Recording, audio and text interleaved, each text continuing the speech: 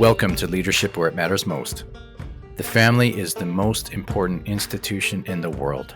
The future of the church passes through the family. The church has the greatest mission of any organization ever. Go and make disciples of all nations. The family and the church. This is where leadership matters most. Hey guys, thanks for tuning in to Leadership Where It Matters Most podcast. It's a real honor to walk with you in this way. Hey, I haven't asked this for a little bit. If you wouldn't mind going on and giving this podcast a rating and a review, which you can do on Apple Podcasts, Spotify, please do so. If you want to subscribe to the podcast, you go on brettpowell.org and you can subscribe that way. Today's guest is Jason Evert, and this is a wonderful conversation. It's one of the shorter podcasts that I've actually recorded, but in terms of wisdom dropped, this is very dense. Jason is speaking a lot of truth here. I've appreciated him and his ministry, even just his witness in terms of family and marriage and all that for many, many years. This was a privilege for me because it was the first time I've actually met him. But Jason is just a wonderful man who speaks a lot of wisdom. He's been in the sort of chastity, sexuality, youth culture space for a long, long time. And that was one of the first things I wanted to talk to him about is, from his perspective, given his experience and so much wisdom that he's walking in, what is different about that space right now compared to years ago, but also what has stayed the same. And so he drops a lot of wisdom around that. I really appreciate Jason for his ability to both stand by or stand on the truth and proclaim the truth, but to do it in such a way that he doesn't seem to really offend or cause deepening of polarization that already exists in spades. And I've heard him share many stories where just the truth and the meaning and the way in which he presents the truth has really warmed the hearts of even, staunch atheists online or just disengaged kind of indifferent teenagers during assembly. So I wanted to talk a little bit about that with him. I asked him a couple, not hard questions, but real practical as well as important questions.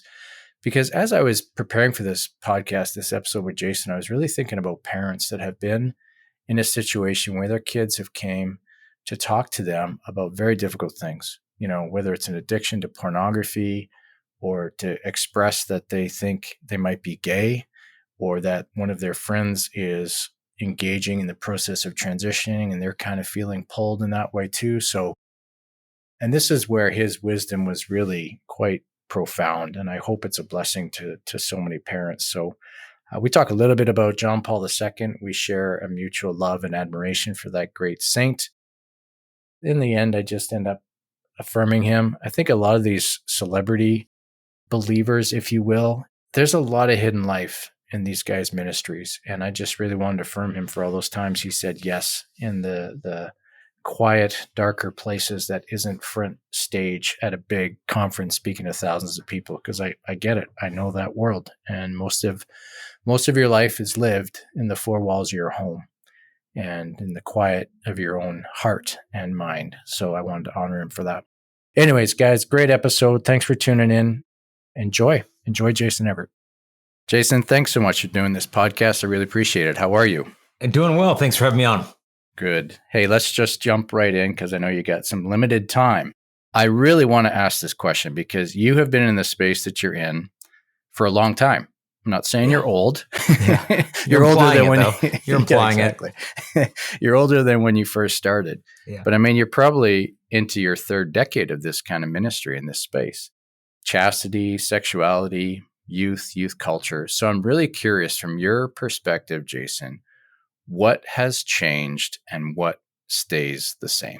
Yeah. Well, I mean, I think the good is getting better and the bad is getting worse at the same time, I think you could say. The government here in the States has been tracking, for example, teen sexual activity rates for the last 30-something years. And what they've discovered is that the sexual activity of high school students has been constantly going down. Last year is the lowest they've ever recorded so far, that 20% are currently sexually active, 30% have ever had sex, meaning most high school students in the country are virgins, and most who have had sexual activity admit they wish they waited longer, that it was kind of a disappointment. So you could read into those numbers and think, oh, good, things are getting better. But an increase in abstinence is not necessarily an increase in virtue. I think many of the guys might be choosing abstinence because, well, they've got cell phones now. And like, well, why do I need a relationship when I've got these pornographic websites and Instagram? Meanwhile, some of the girls are declaring themselves to be asexual, meaning if that's involved, what I saw on my phone, count me out, I'd rather not. And so that's not necessarily a bright light of, oh, things are just getting better and better. In terms of what stays the same, I think the ache for human love. So often we go to these talks and the kids come in grumbling, oh, stupid sex talk, here we go. But then afterwards, we put out all the chastity books and tell the kids, hey, the table's full of a couple of 100 free chastity books and commitment cards, take whatever you want.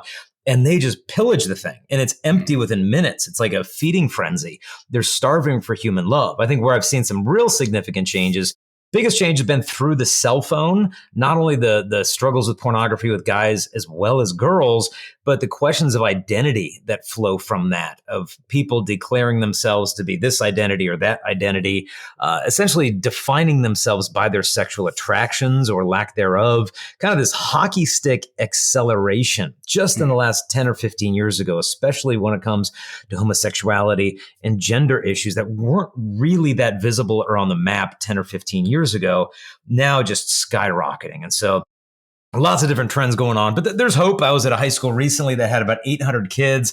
And how many kids were in campus ministry of the 800? Oh, about 600 of them. Oh, wow. So in this vacuum of spirituality, there's an ache for something stable and sacred. And when it can be presented in a way to the kids that's not only true and good, but beautiful, they go for it. Wow. It used to be where parents could say quite confidently that the world in which their children are growing up in is different than the world they as parents grew up in. Mm-hmm. But when I look at my own situation, Jason, and I see my kids, my wife and I have 8 kids, they're 14 years apart. The world in which my older kids grew up in is different than even the younger kids. The rate of change and all that has changed. Now, one of the things you said, and I just want to bring some light to this because it is a trend for sure, which is the sort of the girls' use of pornography. Because it used to be that either we assumed that only the guys were into it, or indeed that's what the data said. This seems to be a new trend. Is there a reason why? Is it because we're just noticing it now and it's always been, or is there actually something about women, younger girls getting into it that we need to be aware of? Well, I think the accessibility of it used to be much more risky to go find pornography. I mean, if you wanted a porn, you had to go to your friend's house and steal it out of your friend's dad's end table and hope nobody caught you with the magazine. It's kind of a lot of effort for not a lot of reward. And guys would take that risk. Like, yeah, I want to see those pictures. Whereas for the girls, it's like, no, I don't need to see that. No, thanks. But now that it's in their cell phone, it's popping up in their Instagram feeds, the reels, it's thrown in their face, not only on their own phones, but by the boys in the high school, sending them the pictures. And for a lot of the girls, it's sparked by curiosity of, okay, what do I need to look like? What do I need to do? What do I need to be? But they just need to learn that they were not created to be porn. They were created to be loved. I know Billie Eilish was on a podcast recently with Howard Stern, and she admitted that she first got exposed to porn when she was an 11-year-old girl. And she said, she got nightmares, sleep paralysis, night terrors from the stuff. And then she said, I started dating guys. And she said, I was not saying no to the things I should have said no to, but I thought that that's what I was supposed to be attracted to. And she said, I'm just so angry that porn is so loved. And I'm so angry at myself for thinking that it was okay. And she said, I honestly feel like porn destroyed my brain. And so this is Billie Eilish, but you reel back her life. Imagine this little 11-year-old girl who's not on the map from a celebrity status, just sitting there by herself in her room, unsupervised on a cell phone, being bombarded by these violent, degrading images of human sexuality. I mean, it's trauma to go through that as an 11-year-old girl, and then to try to process that in private and imagine her as an 11-year-old girl having night terrors, being unable to move in her bed. And then now it's from that wounded heart that she's singing to hundreds of millions of young people about life.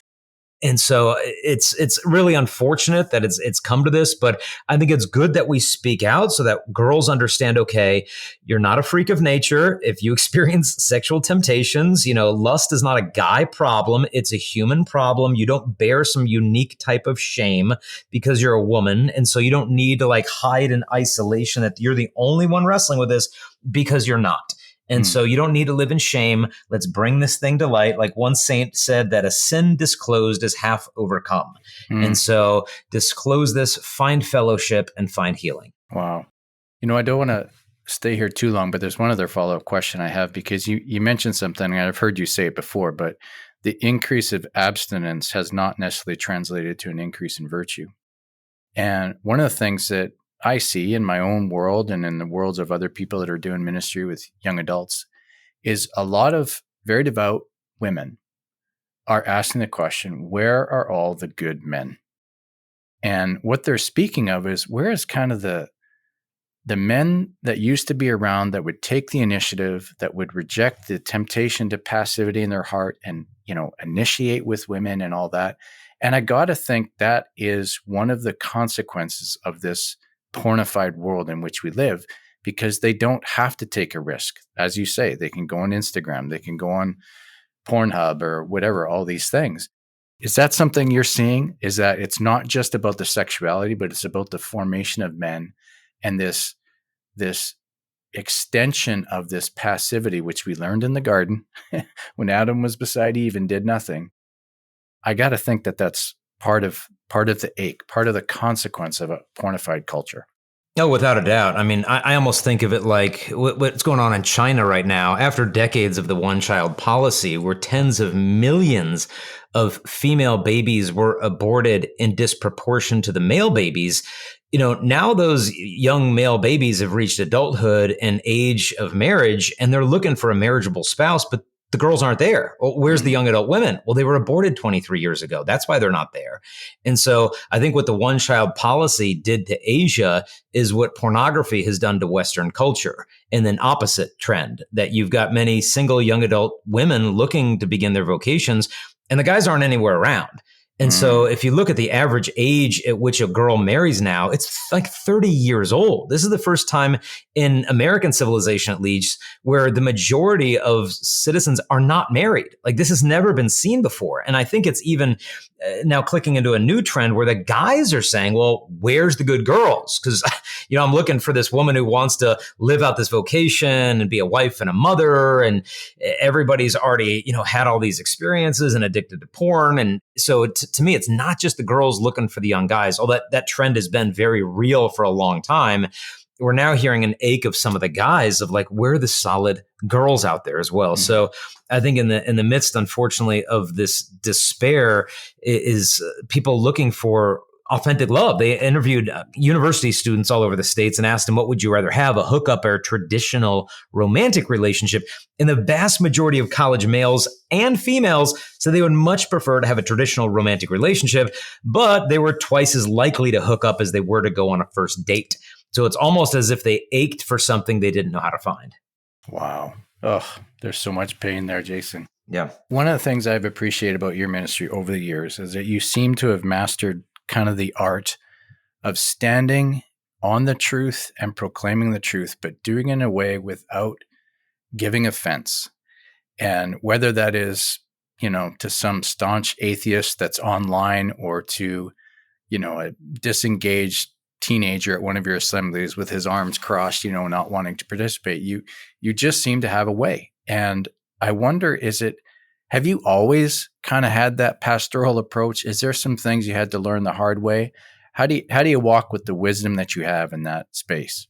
Well, I think it's something I'm constantly learning. It's not something that I have. It's with each conversation I have with a kid. And, after I do these assemblies, I'll tell the kids, hey, if you guys need to hang out afterwards, I'll be here to listen. I gave that invitation at a high school recently, and the students formed a line 7 hours long. Oh, and we were there till 5:30 at night, and we had to cut the line off to get the next talk on time. But the kids would just come out and pour their hearts out of the cutting and the abortion, the addiction, the molestation, the divorce, and the heartbreak. And, you just listen there, because it's not enough to be the mouth of Christ. And let me just get up there and give you all a good talk. We have to be his ears. And that's what the kids are looking for, I think, more than anything, is like, who's going to be the ears of Christ to me, the eyes of Christ to make them feel seen and understood instead of just judged and ashamed. And so to me, that's been the best lesson of just really hearing where these kids are coming from and the brokenness that they've been through. I remember speaking to one high school boy and he's like, yeah, I know what you mean about divorce. He said, Jason, my dad is on his 9th marriage. And the boy was 16 years old. I remember being at a Native American reservation, and one of the young girls told me that she's been sexually abused by 13 different men. Not times, I mean, multiple times, by 13 different people in her community. And you wonder why the kid's doing bad in math class. And there's so much more going on. And so to me, I think it's just been the fruit of spending more time listening than talking to the kids. Seeing where they're coming from, so that when I do open my mouth and talk, they feel heard because I see what it is that they're going through.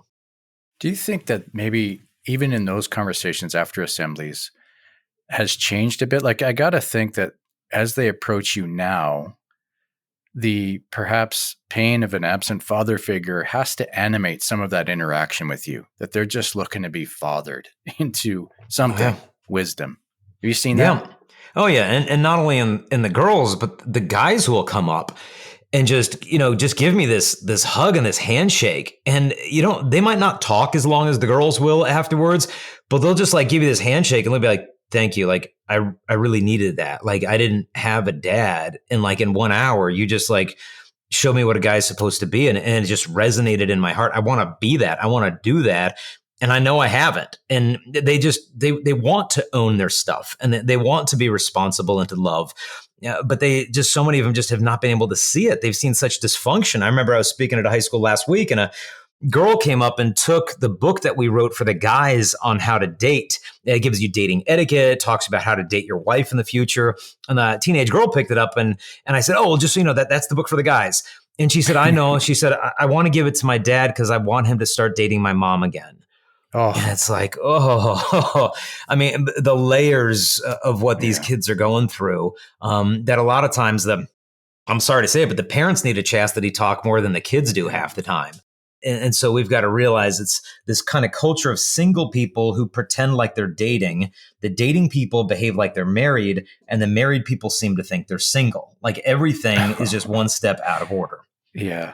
Oh my gosh. Well, and I mean, good on you, Jason. I don't know if you've ever been tempted to do away with those short interactions for the sake of expediency or whatever, but I just affirm you for having that time with each of them individually. I'm sure that's huge for them in their lives. So well done. Yeah, no, it's the best part of the ministry. It is. So any minute we have between two assemblies, we'll just spend it in the classroom, spend it and sitting in the bleachers with the kids, sitting and talking. I remember, but it's so rewarding as well. I was at a high school not long ago and the teacher pointed out a girl after the talk and she said, you see that girl sitting there at the lunch table with her friends. Do you remember her? I'm like, no.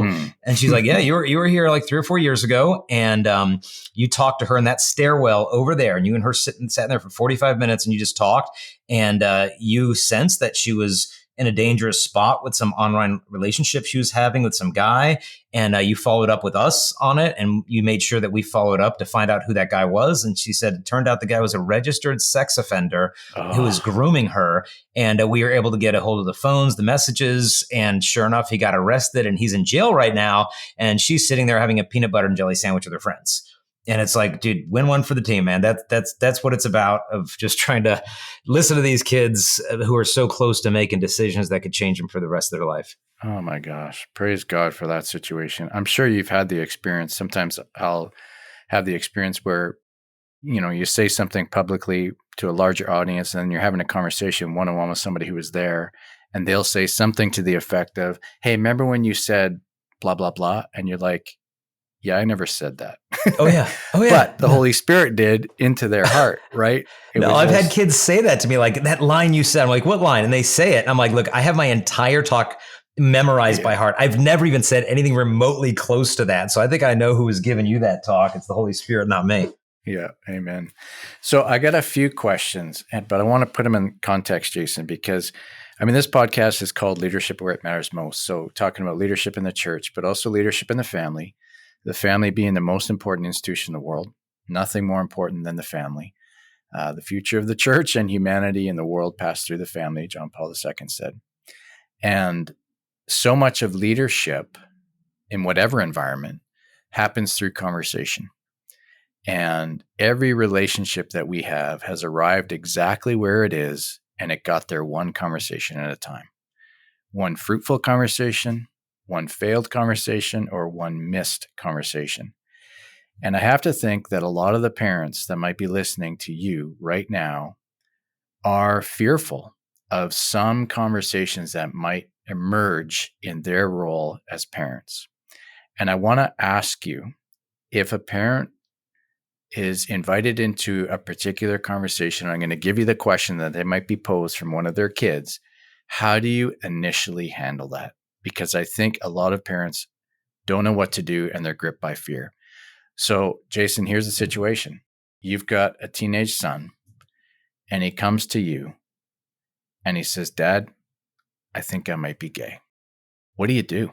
I think step number one is to look at what makes sure not to do. Not to do would be to freak out, to try to win an argument in the next, 2 minutes, to debate him apologetically and start whipping out Bible verses. It's not the time.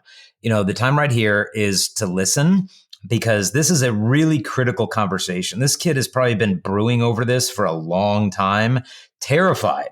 Okay, when the day comes and I'm actually going to come out to my parents and I'm going to announce it, they've in a sense been groomed to think, okay, well, if you tell your parents, they're going to be a bunch of homophobic bigots, they're going to hate you and make fun of you. And so they're so sensitive on this. It's almost like treating a burn victim, that you've got to be very ginger in the way you go about it. And so you want to hold on to reality with one hand, hold on to their hand with the other, and don't let go of either hand. And so it's not that you have to detach yourself from the morals and the faith. No, you hold on to that firm, but you start by thanking your kid. Wow, thank you for sharing that with me. I bet you that was probably really hard for you to share, because you probably thought that I would just reject you because of an attraction you experience. And I want you to know that I don't reject you, that I love you, and that you're my child. And to experience an attraction is not a sin. And you could say, like, me as a dad, like if I go on a trip, like I'm going on Sunday and I'm flying out of the Phoenix airport, like what if I see some stunningly beautiful woman in that airport who's not my wife? I'm attracted to a woman who's not my wife. Is that attraction my identity? No, you just keep walking. Like ours, as soon as anyone defines themselves by who they're sexually attracted to, life will get confusing real fast. And so our identity, no matter who you're attracted to, sexual attractions are not your identity. And so that's the first piece I think we can slowly lay down, once we start diving deeper into the subject with them. And then we could also even talk about how so much in our culture has been sexualized. Not only our identity, your L or G or B or T or S, or like that's who you are. It's like, well, no, that's part of my story. But if I'm a book, that's on page 47. It's not the cover story of who I am. And so our identities are being a bit hypersexualized, like our products are being, our deodorant, our cheeseburgers, our chewing gum, our cars, everything's sexual. It's like, no, not really. But then even friendships are being over-sexualized. If two guys hang out a lot, or you having a bromance. But then a really big key thing is attractions are being over-sexualized. That not every human attraction is a sexual attraction. And our young people have not been taught that. So they feel that if they admire anything in a member of the same sex, or, I remember we were speaking at one as a co-ed junior high, after the talk about it, 7 girls came up to me in the 7th grade. So they're all about 12 years old, all identifying as lesbian. And I started talking to the girls. They were not like erotically attracted to the 8th grade girls. They just thought the 8th grade boys were disgusting, which, of course they are. And so like, instead of like shaming these girls, I said, let me just go out on a limb and say, what you're really aching for is to find yourself in a relationship where you're safe and not objectified, where you can emotionally connect with somebody in a mature way. And shocker, you're not finding that amongst the 13-year-old boys. But the solution is not to stamp the L on your forehead and say, my very core identity is lesbian. It's like, well, no, maybe I'm just not finding what I'm looking for in any of the boys in my entire province here in Canada. Like, maybe that's what's going on. And so But I think the first step parents need to take is realize, okay, this is not going to be a debate. This is not going to be a sprint. This is going to be more of a marathon. And I want to listen right now. Instead of trying to argue my point, I mean, the points I just made are helpful, but like, let's not try to drive those home in the first conversation. Tell me more. When did you start feeling this way? And what does that feel like? And like, so it's questions. We're just really trying to get them to process their thoughts out loud to us so they know that they always do that. Instead of like, okay, one of us is going to win this debate, and if I could just give the silver bullet argument, it's going to take away all their same-sex attractions. You know what? Maybe it is a phase. Maybe it's a mistaken case of attracted to another person's personality or seeing in another guy what they feel they lack in their own masculine identity. Maybe it's just they don't feel as manly as the other guys and the culture's telling them, well, then that means you're just not one of the guys or that you're more like a girl. So right now is not the time to win those points. Right now is like, okay, let's just make sure when this conversation is over, my teenager walked away from me feeling like, wow, they really listened to me. They really care about me. I want to have another one of those conversations. And then as the relationship grows, you can begin to offer them some challenging questions to reassume some of these assumptions that culture has been feeding them, that if they experience any type of attraction to the same sex, that they are lesbian, that they are gay. It's like, well, attractions are not sins. God's not going to condemn somebody because of who they're attracted to. But, what we do with those attractions, is it just gay pride or gay shame? Like, are those the only options you have in your life? Well, no, there's something called chastity, where you don't need to hide in a closet. You don't need to march down a gay pride parade. You can actually share with people who love and trust that you do experience these attractions, but you're choosing to practice chastity. And people think, well, no, that leads to a life of misery and loneliness and repression and self-denial. Well, not really. I mean, if you go to our website, chastity.com, and you click the button LGBT, watch the videos, read the blogs. They're all done by friends of mine who experience these attractions and have actually found joy in embracing everything the church teaches on love, sex, marriage, and chastity. But you don't take my word for it. Just watch them share their stories. These people aren't unicorns. They lived the way the world says you should if you have those attractions, and it didn't bring them joy. And now they're just walking with God one day at a time, and they're becoming saints. And I look forward to the day in the Catholic Church we have saints who experience same-sex attractions, and we've got stained glass windows of them. It's about time that we acknowledge that, God is able to call all of us to sanctity and holiness, regardless of the attractions that we may or may not experience. Yeah. Wow. Okay. There was a lot of wisdom dropped there. Thank you for that. And I would imagine that wisdom you just shared could be applied to a lot of jugular conversations that might come up, whether it's, a child admitting to huge pornography use or something else. I got to think that there's an acute thing, like you mentioned that girl who was, toying with some guy online and online dating and finds out, he's a registered sex offender. There's certain safety issues that obviously we might have to act with a little bit more urgency. But is there other situations, like I'm thinking about the whole gender ideology and transgender and all this, which people found out they need to advocate for about 6 minutes ago, it seems like. Yeah. Do you have the same wisdom for that particular situation? Let's say a girl comes up to her mom and says, one of my friends is thinking of transitioning, and I kind of feel like that might be me, Mom. Is there a particular wisdom there?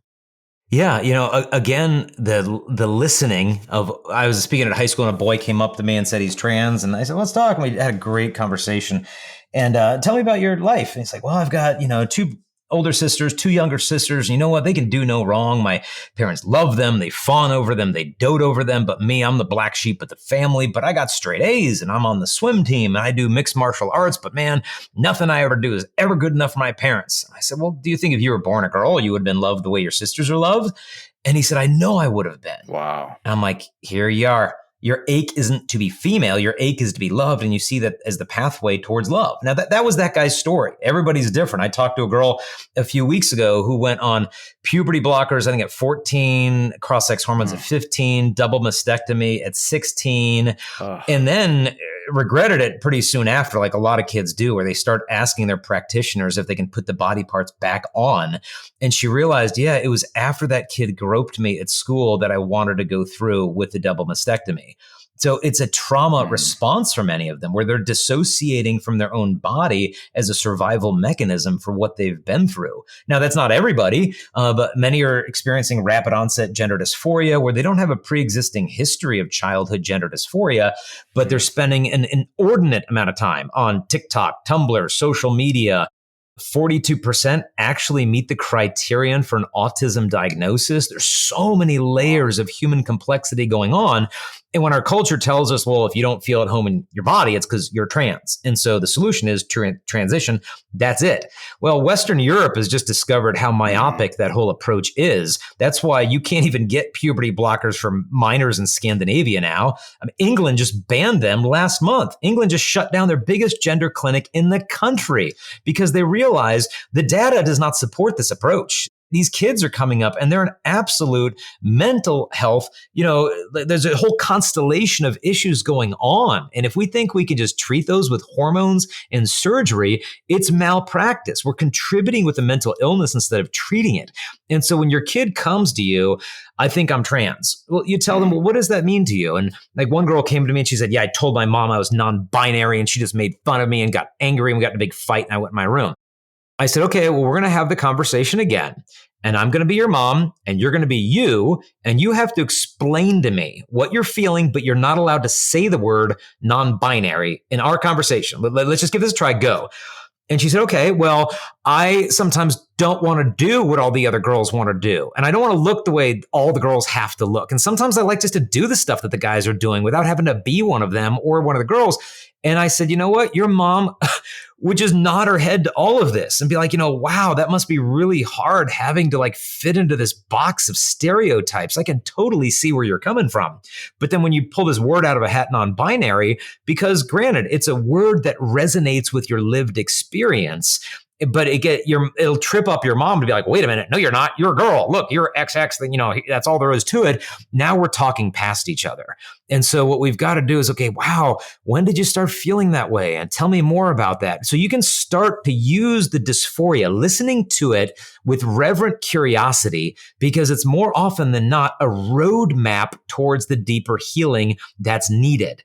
And if we're listening well enough, being the ears of Christ, it can often lead us to these legitimate unmet needs that aren't going to be resolved with a bilateral mastectomy, so that they can actually find that they weren't born into the wrong body. They were born into the wrong culture, like a culture that's telling them that they have to hurt their body in order to be their authentic self. This is not affirmative care. This is affirming dysphoria instead of affirming our children. And so if we think we're, so scientific that, oh no, that's anti-scientific and that's bigoted and transphobic, it's like, okay, well then why is Amsterdam now taking this approach? Why is Sweden, Finland, Norway, United Kingdom? It's not because they're a bunch of religious right-wing conservatives. It's because they started this before we did, and the research is clear. This does not solve the problems. It just created bigger ones. Oh my goodness. Again, tons of wisdom there. Just as you're talking about that whole situation and referencing Amsterdam and what's going on in London and all the rest of it, it breaks my heart a little bit, Jason, to be honest, because Canada in so many ways in the social fabric is like 25 years ahead of the United States in all of these things. And I studied organizational development and different things in the master's program. And one of the absolute truisms is that quite often in an undiscerned way, yesterday's solutions become tomorrow's problems. Mm-hmm. And that's being lived out so much. And it's so devastating with these young people and not recognizing the social contagion element and all the rest of it. Anyways, we could go on and on. We're coming close to our time, but one of the things I most appreciate, Jason, that you did was the writing on John Paul II and the Five Loves. And like you, I'm sure, I miss him dearly. I wish his voice was with us right now. I think he has so much wisdom, and I wonder if there's anything that you would want to say that maybe wasn't contained in the book, just on his life, on his witness, on his passions, those things he loved, the clarity with which he taught and spoke. Anything you want to do to honor John Paul the Great? I mean, where do you even begin? Right. He's such a hero of mine. But I think what we've got to look at is what was the secret of it all. He said it. He said the secret of my day is the Eucharist. It's the Blessed Sacrament. And he said, were we to overlook the Eucharist, how could we overcome our own deficiencies? And so, I remember talking to a priest from Africa, and he was there when John Paul went and visited, his city in Africa. And I guess he was at the residence where the Holy Father was staying. He said like at 2 or 3 o'clock in the morning, John Paul comes out of the house and over to where he was at and knocking on the door. And he's like, "Where's my Lord? Where's the Lord?" Like 3 o'clock in the morning. And John Paul's upset because there wasn't a Blessed Sacrament, in the residence where he was. And all he wanted to do is just spend time with our Lord in the dead of the night. And so, as visible as he was and as external with all his apostolic work, he was 10 times as interior as he was exterior. And that's what gave the fruit of his ministry. Is he was just authentically a man of prayer. That's what he was before anything else. And so I know when I got to meet him, I got to see him 24 times in my life, and a couple of them were up close. But I remember reading later that he said that before he meets someone, he's praying for them as they approach him, and he's praying for them during the conversation, and then he prays for them afterwards. And I'm sitting at my desk now looking at the picture of him and I, face to face, and he reached over and traced the sign of the cross on my forehead, and I was able to give him a hug and a kiss and tell him that we loved him. I've never been in the presence of a more masculine man than he was. Mm-hmm. And this is a guy deeply passionate about theater and poetry and the arts, but he wasn't raised in a culture that had these overly rigid gender stereotypes that we have now in Western culture, that if you like, theater and art, you're just not that much of a man. He wasn't burdened by all of that stuff. And so he could be fully human. And so to me, the holier you become, the more authentically masculine you become as a man. And it's not about fitting into some stereotypical box. It's like he said, that every person who seeks the kingdom of God will find himself. And so I think we just need to especially ask his intercession as, in the States and Canada, we're headed towards more of this mess. It's almost like we have a GPS on our phone that says, hey, a quarter mile ahead on the freeway is like a 57 car pileup with casualties and black ice. What do you do? Oh, well, I have a cruise control. I can hit that button and slide right into it. That's where we're going. And but it's going to change. It will. I mean, you see the lawsuits that are starting to flood in right now. That's what the pharmaceutical companies look at as the bottom line. The investors, the shareholders, once they see that the litigation costs are exceeding the profits, then that's when policies change, unfortunately. And so these lawsuits are well underway, and it's going to be an absolute tsunami. It's going to be like the 21st century version of the lobotomy. Oh, this is a great idea. It's like, oh, well, whoops, there goes a whole generation of kids sterilized at the age 14, developing osteoporosis at the age of 15 because we blocked their puberty. And now they can't get back that critical time of bone development because we were pumping them full of Lupron, which is the drug we gave to chemically castrate male sex offenders. And we're giving it to 8-year-old kids. It's like, yeah, this is a great idea. It's like, no, we're inducing a diseased state into our kids because we're buying off on this ideology that we're affirming them when we're actually just giving them permission to reject themselves. And so the answer is love and speaking the truth in love. Yeah. Sometimes it's crazy to want this to happen, but sometimes it's almost like you want the evolution of the crazy to quicken because people will see the slippery slope that we're on and go, oh, wow, okay, that was really dumb. We shouldn't have done that. Not that we pray for that. Well, it's well underway with the fact of all the men being allowed into women's prisons. And now women who've already been domestically abused and suffered from sex offenders are having to share a cell with a man who's a registered sex offender who thinks he's female. Rape, sexual assault, pregnancies, childbirth, and women's prisons to women are serving life sentences. Like, where does that baby go? Like, it's like, yeah, gee, who saw this coming? Everybody? Yeah. And now, like what do you do? And so to me, yeah, this is, when we miss the fundamental truth of what it means to be human, it's like Vatican II said that when God is forgotten, the creature itself grows unintelligible. And that's the point we find ourselves in, unfortunately, today. Yeah, which goes back to, I think, the wisdom of John Paul II. I think we've come to the end of our time. One of the things, I'll just say this, I don't know if this resonates with you, but as I think about the opportunity of encountering John Paul II in the beatific, in the heavenlies, I just have so many questions for him. Yeah. But I got to think that even with this massive deposit of teaching and wisdom that he gave us, there's something within me that says the greater part he kept as a treasure between him and the Lord. That he held something back. There's a certain modesty about him that might tell me that that's indeed what he did. Yeah. And I think it's wisdom for all of us, right? As we engage with the world, and just to have all those spiritual treasures just so immersed in us through prayer and the sacraments. So you're spot on. I mean, and the scriptures tell us that God has glory in what he conceals. And if you think about it, that's true in nature. I mean, the biggest diamond in the world, we're never going to find it. It's buried under there somewhere. No one's ever going to see that thing, but God created it, and he has glory in what he conceals. And so with John Paul II, it was true. I mean, I interviewed bishops who share these unbelievable stories of him healing people of deafness, of him healing, I remember, a handicapped girl who came into the office, and then he prayed with her, and then she left like the wheelchair behind and ran down the hallway in the Vatican apartments, and then parents come out running, and there's a bishop outside of the office who saw the whole thing. And then afterwards came into the John Paul's office, sat down and looked at the Holy Father and said, like, Holy Father, like, I saw that. And John Paul just looked at him and said, tell nobody until I'm dead. And then they just had their meeting. And so, I mean, John Paul's secret wasn't in something he did. It's who he was. And that's what he's calling us to be rather than just to do. Amen. In a similar way, I want to honor you, Jason, for the many years, because I know a guy like you that's out in the front, the lead goose, facing the resistance, much of what you have done is known, it's public, it's on YouTube, it's in books and all the rest of it. But there's so much about your story that is hidden. And I just honor you for all those times where you said yes again to the Lord, you, your family, the sacrifice that it entailed, the misunderstanding, hardship, whatever it is. I just want to honor you for it, because you don't do what you've done for so long without facing those things. So thank you. Well, I thank you, and I just ask your prayers and all the listeners' prayers that I can just make sure not to get in the way, and God can do whatever it is he has planned through us and our ministry and our family. Listeners, I hope you enjoyed this episode. I'm sure you did. We'll see you next time.